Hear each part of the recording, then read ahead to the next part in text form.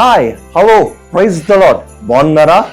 యేసు ప్రభు వారి జన్మాన్ని జ్ఞాపకం చేసుకుంటూ క్రిస్మస్ సంబరాలుంటున్న మనకి ఒక శుభవార్త. ఇదిగో ప్రజలందరికీ కలుగబోవు మహా సంతోషకరమైన సువర్తమానము నేను మీకు తెలియజేయుచున్నాను. దావీదు పట్టణమందు నేడు రక్షకుడు మీ కొరకు పుట్టి ఉన్నాడు. ఈయన ప్రభు అయిన క్రీస్తు. లోకాసువార్త 2వ అధ్యాయం 10-11 వచనాలు. ఈ క్రీస్తుని తెలుసుకున్నట్టుకు మిమ్మల్ని అందరినీ ప్రేమపూర్వకంగా ఆహ్వానిస్తున్నాము.